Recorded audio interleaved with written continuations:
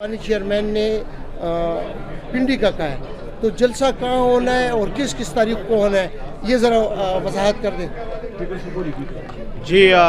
وزیر اعلیٰ نے بالکل اعلان کیا تھا میاں والی میں جلسہ کرنے کا، لیکن بعد میں عمران خان صاحب نے ان سے ملاقات میں انہیں کہا کہ میاں والی کی بجائے پنڈی میں جلسہ کریں۔ تو اب انشاءاللہ ہفتے کے دن آنے والا جو ویکینڈ ہے اس پہ ہفتے کے دن ہمارا پنڈی میں جلسہ ہوگا۔ اس کے لیے ہم نے پنڈی انتظامیہ کو درخواست دے دی ہے۔ ایک دو جگہ بھی ہم نے ان کو ریکویسٹ کی ہیں کہ ان میں سے کسی ایک جگہ میں ہمیں جلسے کی اجازت دی جائے، جن میں ایک بھاٹا چوک ہے، ایک لیاقت باغ ہے، ایک علامہ اقبال پارک ہے۔ جہاں بھی اجازت دی تو ہم وہاں پر جلسہ کریں گے۔ اس کے بعد خان صاحب نے 5 اکتوبر کو لاہور میں جلسہ کرنے کا کہا ہے، اس پہ بھی کام ہوگا، لیکن ابھی فی الحال راولپنڈی جلسے کے لیے تیاریاں ہو رہی ہیں، اور انشاءاللہ ہم بھرپور انداز میں اپنا عوامی جو حق ہے، ہمارا آئینی حق ہے جلسہ کرنے کا،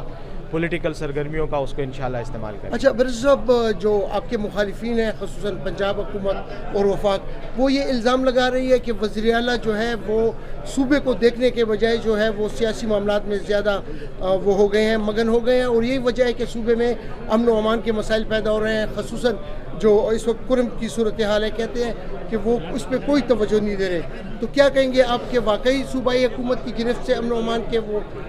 نکل چکے ہیں؟ صوبے میں ہماری حکومت ہے، اور صوبے کی یہ حکومت ہم نے جیلی فارم 47 کے ذریعے الیکشن کمیشن کے ساتھ ملی بھگت کر کے بددیانتی سے نہیں لی۔ یہ حکومت ہمیں خیبر پختونخوا کے عوام نے اپنے اعتماد کا اظہار کر کے ووٹ کے ذریعے دی ہے۔ ہم پر عوام کا اعتماد ہے، اور ہم اگر سنتے ہیں اور پرواہ کرتے ہیں تو وہ اپنے عوام کے مطالبات کی کرتے ہیں۔ ہم اپوزیشن کے بیانات کو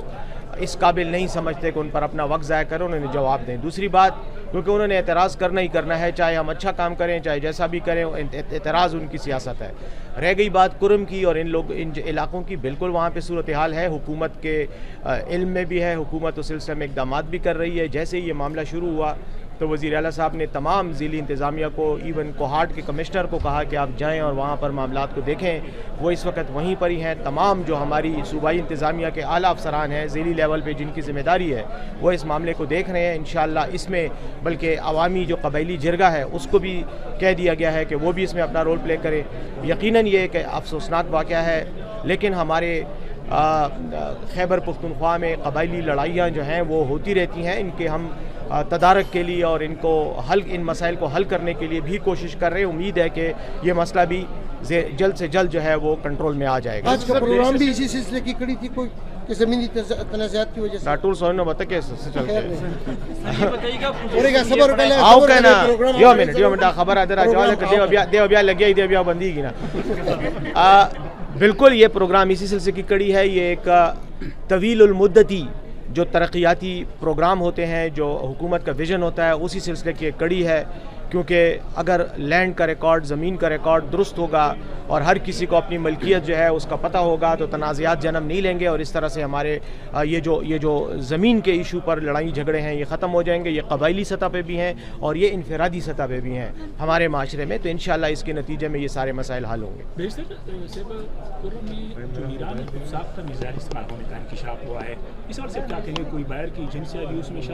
وزیر قانون صاحب نے یہ کہا۔ دیکھیں، ایرانی میزائل ہو، امریکی میزائل ہو، برطانوی ہو، روسی ہو، اس ملک میں اور اس خطے میں جو 40 سالہ جنگ رہی ہے، اس کے بعد یہاں پر اسلحے کی کسی ساخت کے بارے میں کہ کون سا اسلحہ کس ملک کا ہے، کس ملک کی ساخت ہے، اس کا میرے خیال میں سوال کوئی اتنا اہمیت نہیں رکھتا۔ جو چیز اہمیت رکھتی ہے وہ یہ ہے کہ مسئلہ پیدا کیوں ہوا اور مسئلے کا حل کیا ہے، اور صرف عارضی حل نہیں بلکہ ایک مستقل حل، تاکہ یہ مسائل پیدا ہی نہ ہو۔ جہاں تک اسلحے کا تعلق ہے تو آپ کو پتہ ہے اس جنگ کے نتیجے میں یہاں پر ہر قسم کا اسلحہ موجود ہے، اور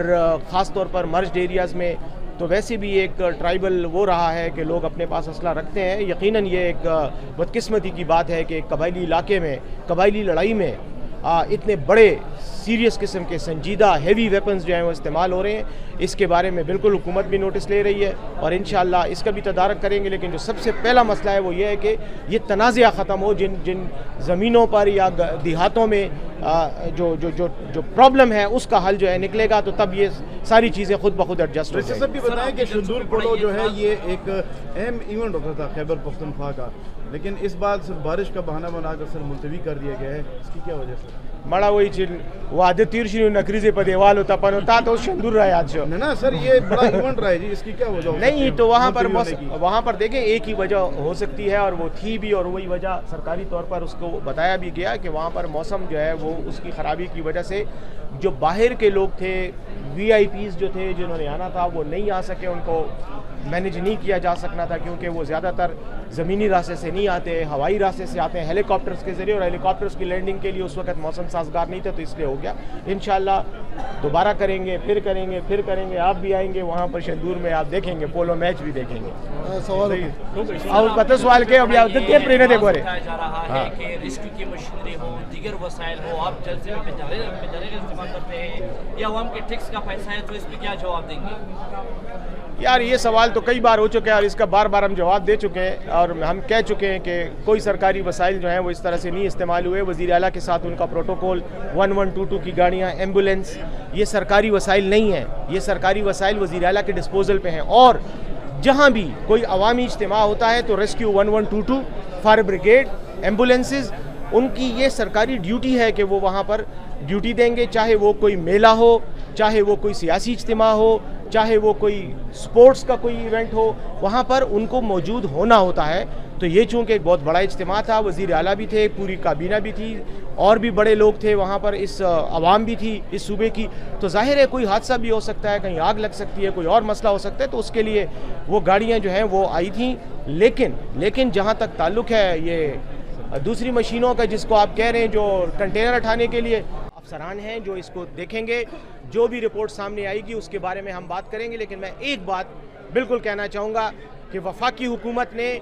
ہمیں اطلاع نہیں دی، وفاقی حکومت اگر ہمیں بتاتی تو ہم ان کی سیکیورٹی کے پورے انتظامات کرتے، لیکن اب بدقسمتی سے اپنی نااہلی کو چھپانے کے لیے خیبر پختونخوا حکومت پر الزامات لگا رہے ہیں، سیاسی پوائنٹ سکورنگ کر رہے ہیں، لیکن ان کی اپنی حالت یہ ہے کہ یہ کچے میں چند 100 ڈاکوؤں کو نہیں کنٹرول کر سکتے، دو صوبوں کی حکومت، پنجاب کی بھی اور سندھ کی بھی، تو ان کی نااہلی کی حالت تو یہ ہے کہ ان کے پاس وفاق کی حکومت بھی ہے، سندھ بھی ہے، پنجاب بھی ہے، چند 100 ڈاکوؤں کو نہیں کنٹرول کر سکتے، اور ان ڈاکوؤں نے ہمارے خیبر پختونخوا کے غریب ڈرائیوروں کو، مزدوروں کو جو وہاں پہ روزگار کے لیے جاتے ہیں، ان کو یرغمال بنایا ہوا ہے، اور ان سے ڈیمانڈ کر رہے ہیں پیسوں کی۔ تو ان نااہلوں کو چاہیے کہ ہم پر انگلی اٹھانے سے پہلے اپنے گریبان میں جان کے دیں۔